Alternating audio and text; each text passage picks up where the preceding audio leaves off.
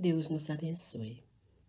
Hoje nós vamos falar das regras, né, de conduta, de boas maneiras, de como nos comportar perante o próximo, perante a sociedade. Como sempre e de costume, vamos ler uma pequena história. Boas maneiras. A cansada ex-professora se aproximou do caixa da farmácia. Sua perna esquerda doía e ela tinha esperança de não ter se esquecido de nenhuma de suas pílulas para pressão alta, vertigem e um monte de outras doenças. Agradeço a Deus por estar aposentada. Ela pensava, não tenho mais energia para ensinar. Chegando à fila do caixa, ela percebeu a aproximação de um homem com 4 crianças e a esposa grávida.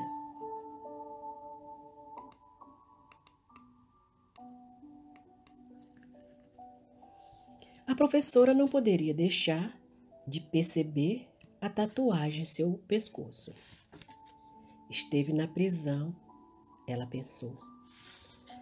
Ela continuou examinando sua camisa branca, cabeça raspada e calça larga induziram-na a imaginar. Ele é membro de alguma gangue. A professora tentou deixar o homem passar antes dela. Você pode passar primeiro, ela ofereceu. Não, a senhora primeiro, ele insistiu. Não, você tem as crianças com você, disse a professora.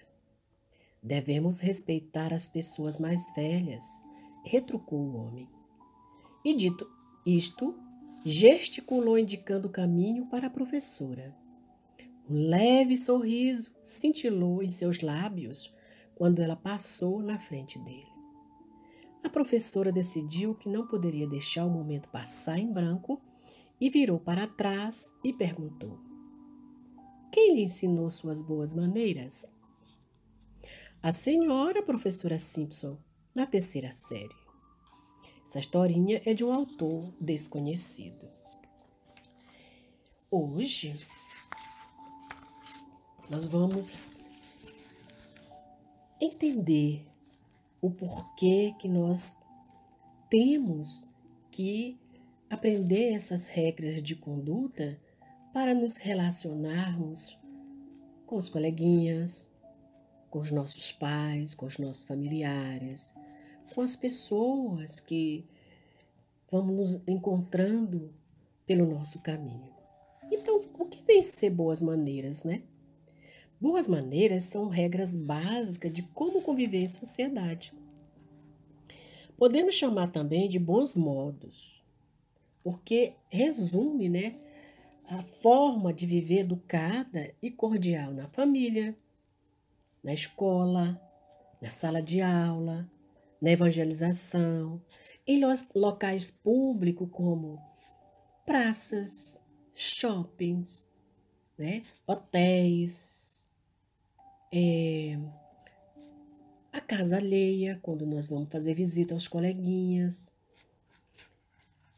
As palavras mágicas que são, por favor, obrigado, com licença, desculpe, bom dia, boa tarde, boa noite, são simplesmente palavras de boas maneiras e a boa educação para que se tenha um bom convívio na sociedade. Às vezes nós estamos em determinados lugares, ou mesmo na escola, quando chegamos atrasados na aula, é nossa obrigação, ao chegarmos à porta da classe, ou mesmo no portão da escola, dar bom dia, boa tarde, à pessoa que está lá no portão para nos receber, à professora que está lá na sala de aula para nos receber. a moça, o rapaz que limpa a nossa escola. Bom, acima dessas regras de bons modos, estabelecidas pelos homens, deve prevalecer o código de boas maneiras que nos foi ensinadas e exemplificadas por Jesus. Jesus nos deu exemplo de boas maneiras no Evangelho. Ele falou da seguinte forma para os seus discípulos: Quando por alguém fores convidado para um casamento, não procures o primeiro lugar, para não suceder que, havendo um convidado mais digno do que tu, vindo aquele que te convidou, e também a ele te diga: dá o lugar a este. Então irás envergonhado ocupar o último lugar. Está lá em Lucas, capítulo 14, versículo 8 e 9. Jesus nos deu exemplo de boas maneiras em seu evangelho. E uma de suas parábolas que nos ensina como deve agir aqueles que foram convidados para a reunião é a parábola que acabamos de ver.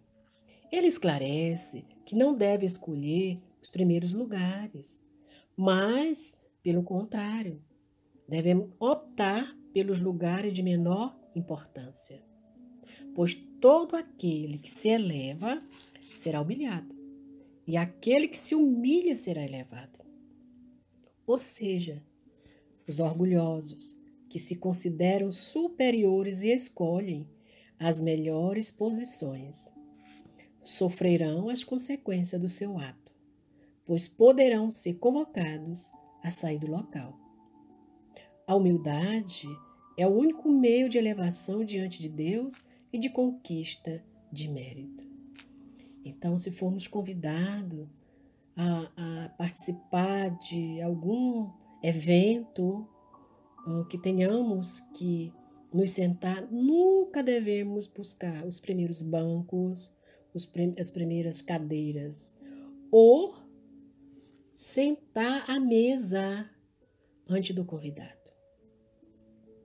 Na nossa casa, o convidado é o nosso pai, os convidados são o nosso pai e a nossa mãe.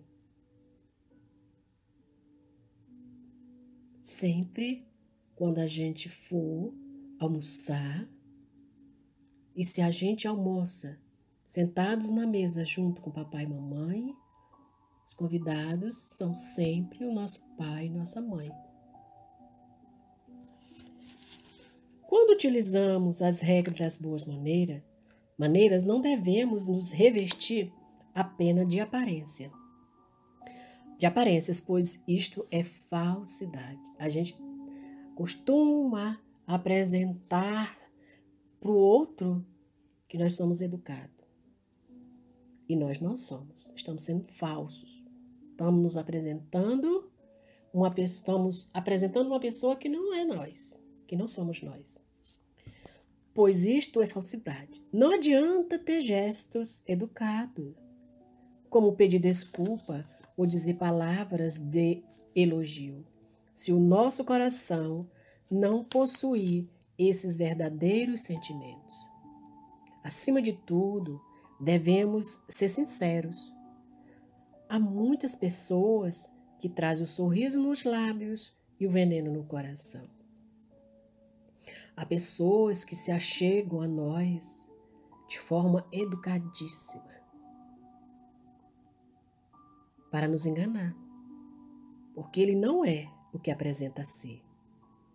É possível enganar os homens pelas aparências, mas não se pode enganar a Deus. Nós não podemos enganar o nosso Pai que nos criou. Ele nos conhece. Ele sabe, antes de nós mesmos, o que nós somos capazes de fazer. Então, por isso que nós não podemos, nem tem como enganar a Deus. E qual Qual a melhor escola de preparação das almas reencarnadas na Terra? Qual é essa escola, né? Emmanuel, em o livro O Consolador, psicografado por Francisco Cândido Xavier, na questão 110, nos responde: a melhor escola ainda é o lar, onde a criatura deve receber as bases do sentimento e do caráter. Os estabelecimentos de ensino, propriamente do mundo, ou seja, do planeta onde nós vivemos, que é a Terra, podem instruir, mas só o Instituto da Família pode educar. É por essa razão que a universidade poderá fazer o cidadão, mas somente o lar pode edificar o homem. Na sua grandiosa tarefa de cristianização, essa é a profunda finalidade do Espiritismo evangélico, no sentido de iluminar a consciência da criatura, a fim de que o lar se refaça e novo ciclo de progresso espiritual se traduza entre os homens em lares cristãos para a nova era da humanidade. Sendo a primeira escola, né, o lar evangelizado da criança grava-lhe na consciência da criança as firmes noções do cristianismo sentido e vivido. Imprime-lhe no caráter os elementos fundamentais da educação.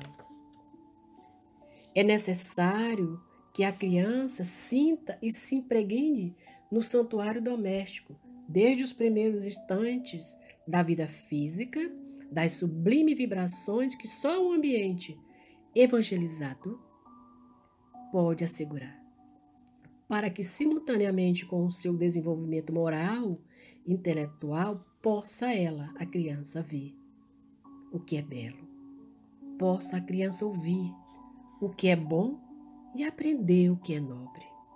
Papel dos nossos pais.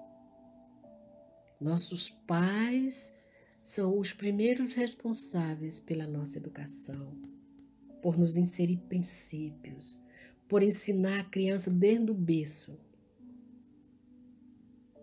Um lar evangelizado, um lar que faz o evangelho no lar com as crianças, que leva os ensinamentos de Jesus a seus filhos desde pequeninos. Se o lar é uma escola, a primeira escola, e se os pais representam para os filhos como primeiros educadores, o que há de melhor, sob o ponto de vista de cultura e respeito, experiência e autoridade? Evidentemente, a criança será inclinada entre os pais, que proferem palavrões e grosserias, e a professora de evangelização, que ensina as boas maneiras e sobriedade no vocabulário. A seguir os primeiros, ou seja, entre a professora de evangelização e os pais, as crianças seguem os exemplos dos pais. Se os nossos pais em casa, costumam se agredir com palavras, costumam chamar palavrões, a criança vai ouvir, vai imprimir isso na sua consciência. E ela vai repetir isso por onde ela for. Nas relações em que ela se encontrar. Na escola, nas casas dos coleguinhas e etc. O espírito André Luiz nos traz algumas orientações sobre atitudes cristãs que devemos ter no nosso dia a dia para nos auxiliar na nossa convivência, na família e na sociedade em geral. Aí, André Luiz, nós temos o Conduta Espírita e o livro Sinal Verde, ele nos ensina o seguinte: ao levantar-se, o que nós devemos fazer?